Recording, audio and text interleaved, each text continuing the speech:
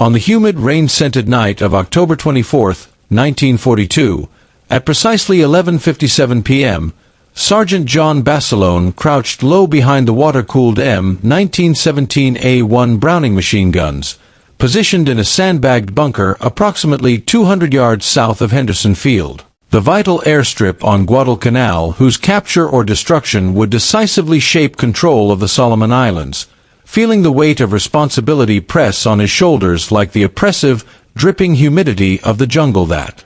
pressed in on all sides.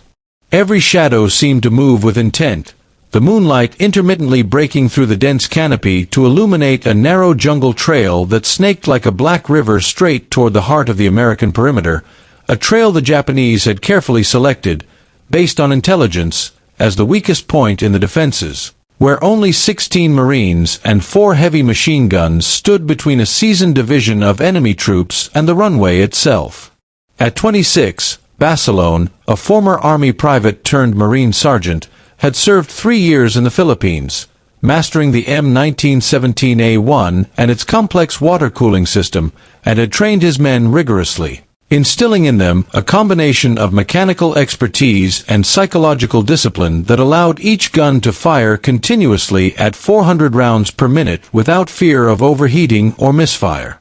Behind him, the Cactus Air Force, the Wildcats patrolling overhead, the dauntless dive bombers roaring off the runway with 1,000-pound bombs destined for Japanese convoys, kept Henderson Field operational 24 hours a day, denying daylight resupply to the Japanese and forcing enemy ships into the deadly game of the Tokyo Express, where fast destroyers risked interception at night.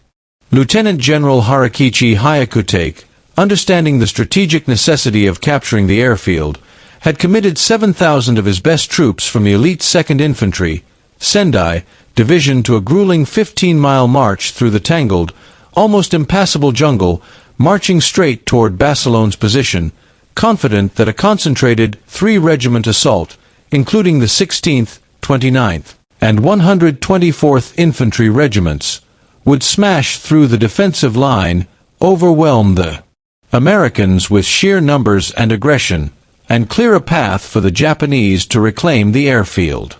Yet, Basilone, aware of the enemy's doctrine emphasizing massed bayonet charges, night infiltration, and suppression with light mortars, had anticipated every conceivable scenario. He positioned trip flares, interlocking machine guns, mortars, 37mm canister firing guns, and intricately wired concertina barriers to funnel the attackers into pre-registered killing zones, knowing that discipline, firepower, and tactical foresight could compensate for the overwhelming numerical disparity, and that even an elite Japanese division could be stopped if the Marines maintained their nerve and precision. The preparations for this night had begun long before October 24th. Basilone's story on Guadalcanal traced back to the first landing on August 7, 1942, when the transport Zealand dropped anchor off Lunga Point and he watched the Higgins boats churn through surf toward an island that few Americans could even locate on a map. The Japanese had retreated, leaving behind a partially completed airfield carved from coral and jungle, which within 48 hours, Marine engineers had made operational, and by August 20th, Wildcat fighters were landing at Henderson Field, their daily sorties northward to Rabaul and back demonstrating American air superiority and inflicting severe losses on Japanese supply convoys. Basilone walked the perimeter alongside other squad leaders, listening to Chesty Puller's explanations of defensive strategy.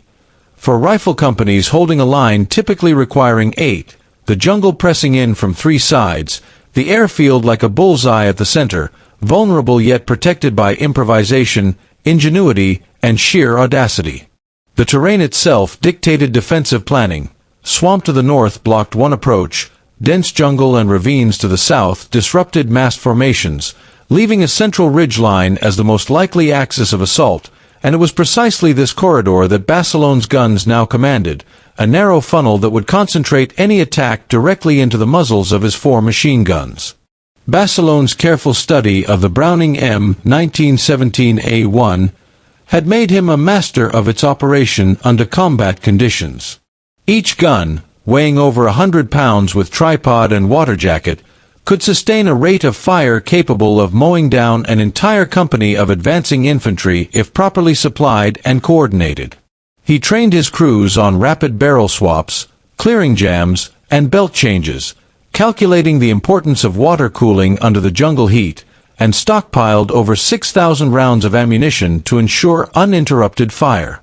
Behind the gun pits, Marines had built log-reinforced bunkers and improvised firing positions, each carefully plotted to cover overlapping sectors, ensuring that any Japanese soldier who advanced, even under darkness, could be targeted from multiple angles, creating a lethal web of fire that would halt attacks before they reached the inner wire.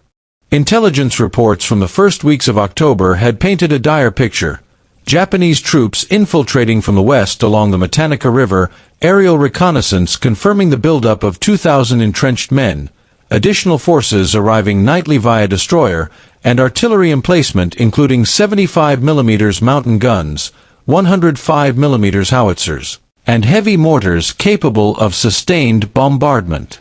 American forces numbered approximately 11,000 Marines and soldiers, supported by Henderson Field aircraft and naval gunfire, yet the decisive point had quietly become Basilone's sector, where 16 men faced a division-level attack, their survival, and the airfields, dependent on coordination, fire discipline, and the relentless operation of their machine guns. By October 22nd, preparations intensified. Double-apron barbed wire was strung in semicircular layers around Henderson Field, with additional concertina wire and trip flares wired to ignite on disturbance, creating obstacles that slowed enemy movement while illuminating attackers for gunners. Machine gun pits were dug deep, with palm log overhead cover allowing traversing across 90-degree arcs without exposure. Range cards were meticulously prepared, and spare barrels and water cans were staged for immediate replacement. Basilone personally supervised ammunition layout, ensuring belts for ball, armor-piercing, and tracer rounds were accessible, and that supply lines could reach gun positions even under infiltration attempts. Every detail was considered: the angle of fire, the interlocking support between weapons, the distance to wire obstacles, the pre-registered mortar fire, and the coordination with riflemen in trees and reverse slope positions, all designed to multiply the lethal effect of a few men against a formidable enemy. The Japanese assault began in earnest on October 24th. Initial movement was detected at 11:47 p.m. as trip flares ignited, revealing sappers cutting through outer wire while Basilone's crews held fire, waiting for the optimal moment. A preparatory bombardment of knee mortars and light artillery began at 11:52 p.m., accurately walking shells across the forward positions, indicating detailed intelligence about American placements. At 12:15 a.m., the first waves of Japanese infantry surged through the trail, rifles fixed with bayonets, supported by light machine guns and mortars, only to be met with a devastating, continuous hail of fire from Basilone's 4M 1917A1S, each sweeping left to right across the killing zone, cutting down hundreds in the first engagement, leaving dozens tangled in the wire, their courage unable to overcome the calculated lethality of interlocking fire and prepared obstacles. Throughout the night, the intensity escalated. Flanking attacks attempted to breach his positions, close-quarters combat erupted with pistols, grenades, and improvised measures, and Basilone personally carried ammunition and even repositioned the heaviest gun under fire, firing over 1,500 rounds in minutes from a new angle to disrupt enemy waves, saving the sector from potential collapse. The fighting raged without pause, with repeated assaults, infiltrations, and artillery barrages continuing until dawn on October 27th. Over 2 nights, Basilone's 16 men fired over 20,000 rounds, repelling waves of elite Japanese infantry despite mechanical failures, ammunition shortages, and casualties, ultimately leaving the approaches to Henderson Field littered with over 900 enemy dead in his sector alone, while his section suffered only 4 killed and 6 wounded. Reinforcements from the 164th Infantry Regiment arrived to fill gaps and strengthen flanks, integrating Army M1 Garand and additional Browning automatic rifles, increasing defensive firepower and coordination. Japanese infiltration tactics tested every facet of the defense. small teams attacked supply lines, command posts, and secondary positions, forcing Basilone's crews to split attention between multiple threats, yet through leadership, preparation, and the lethal coordination of machine guns, mortars, artillery, and rifle fire, the perimeter held, decimating Japanese regiments and breaking the offensive. By October 27th, the full consequences of the battle were evident.